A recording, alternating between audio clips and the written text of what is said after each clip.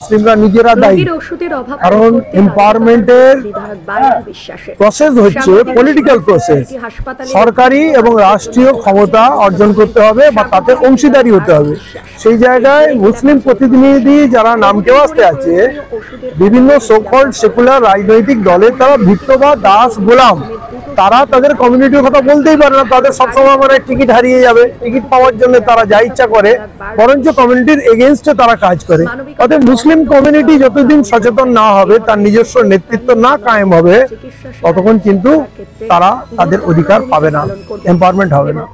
আমরা লোকসভায় তো দেখতে পাচ্ছি যে ধীরে ধীরে যেভাবে মুসলিমদের সাংসদ সংখ্যা কমে যাচ্ছে পার্লামেন্টে, যদি পার্লামেন্টের সাংসদ সংখ্যা কমে যান তাহলে এই ধরনের বিল আনতে তো আপনারা পারবেন না।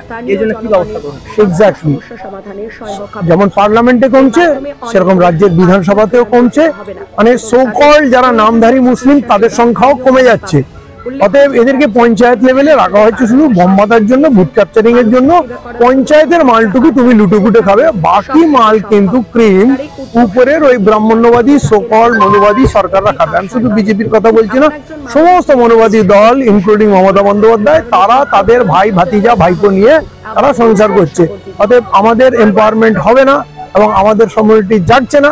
তারা ওই দাদা দিদিকে নিজের ভাই বাপ ভেবে তাদের চরণে নিজেদের সমস্ত ক্ষমতা লুটিয়ে দিচ্ছে আর ভাই ভাই ঝগড়া করছে।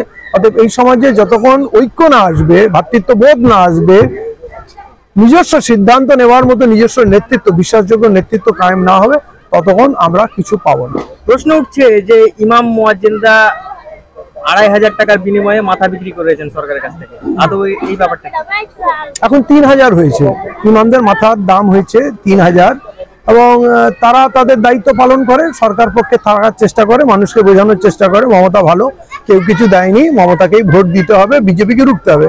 ওনাদের একটাই পরম দায়িত্ব হয়েছে, বিজেপিকে রোখার দায়িত্ব আমাদের ইমাম মুয়াজ্জিনরা নিয়েছে এবং মমতাকে ভোটটা দিতে হবে, এইটা ওরা বলেন ৩০০০ টাকা। কিন্তু এতদিন মুসলিম সমাজ যে তাদের দায়িত্ব নিয়েছিল, আমরা কখনোই বলবো না যে আমরা ইমামদের খাইয়েছি পড়িয়েছি, আমাদের এটা দায়িত্ব, এরা সেইটা কখনো বোঝেনি। কাল এই ইমাম ভাতা থাকবে না, এদের ইউজ করা হচ্ছে, সেই দিন কিন্তু সেই আল্লাহ দেওয়া রিস্কের উপরেই নির্ভর করতে হবে। কিন্তু ইমামরা আল্লাহ দেওয়া রিস্কের উপর নির্ভর না করে মমতার দেওয়া রিস্কের উপর নির্ভর করছে, তাই তাদের সম্মানেরও অনেকটা ঘাটতি হয়েছে। মুসলিম সমাজে একটা ইমামের যে সম্মানের জায়গা ছিল সেইটা তলানিতে এসছে এবং তাদেরকে সরকারি লোক হিসাবেই দেখা হচ্ছে। তাই সরকারও তাদের সম্মান করে না আর মানুষের কাছে গ্রহণযোগ্যতা কমছে, এতে মুসলিম সমাজ দুর্বল হচ্ছে। তাহলে ওয়াকাফ যে ওয়াকাফ বিলটা নিয়ে এসছে, তাহলে এটা নিয়ে আপনি শেষ বার্তা আপনি কি দিবেন? এটাকে বাঁচানো যায় কি? দেখুন, এটা